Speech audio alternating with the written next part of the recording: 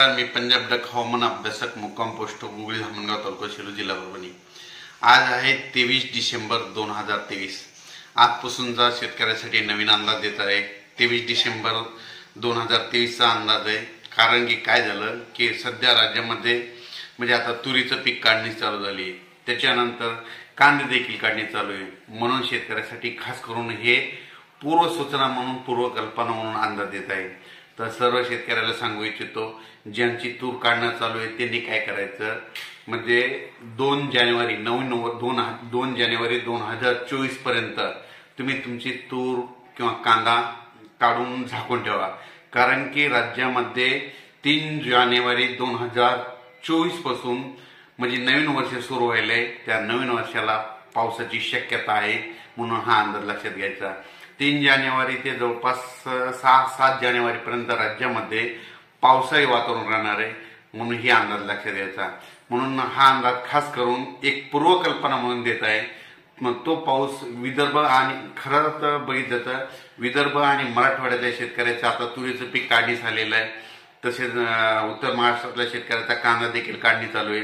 त्याच्यामुळे हे खास करून हे अंदाज त्यांनी लक्षात घ्यावा।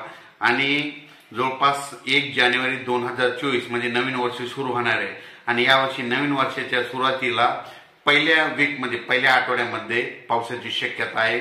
म्हणून हा अंदाज लक्षात घ्यायचा।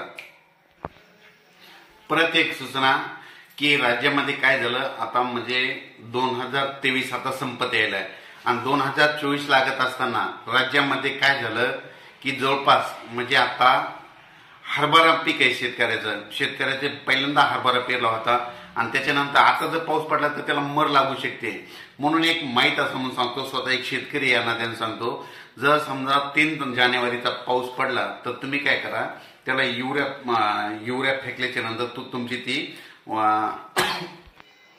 युरिया फेकल्याच्या नंतर मर थांबू शकते। कारण की मी माझ्या स्वतःच्या शेतामध्ये आता खूप पाऊस पडला होता, बरेच शेतकऱ्याचे हरभरा पीक गेले, पण मी काय केलं, त्याला नंतर युरिया दिल्याच्यामुळं की माझं ते हरभऱ्याचं पीक वाचलं। म्हणून हे कल्पना म्हणून एक माहिती असं सांगतो। त्याच्यानंतर राज्यामध्ये तुम्हाला एक सांगू इच्छितो की राज्यामधून खास करून अंदाज हा विदर्भ आणि मराठवाडा आणि उत्तर महाराष्ट्रातल्या शेतकऱ्यासाठी देत आहे।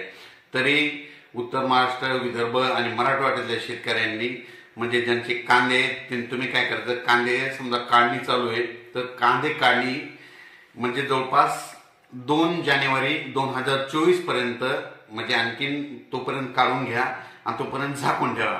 कारण की 3 तारखेनंतर तसं तर 2 तारखेलाच वातावरण चेंज होणार आहे। 2 जानेवारी 2024लाच वातावरण चेंज होणार आहे आणि 3 तारखेपासून बऱ्याच ठिकाणी पावसाला सुरुवात होईल। म्हणून हा अंदाज लक्षात घ्यायचा। त्याच्यानंतर आणखीन 4-5 दिवसांनी एक असा मेसेज दिला जाईल, नेमका कोणत्या भागामध्ये कसा पाऊस पडणार आहे म्हणून हे देखील अंदाज देण्यात येणार आहे। म्हणून ही पूर्वकल्पना म्हणून सर्व शेतकऱ्यांना सांगू इच्छितो।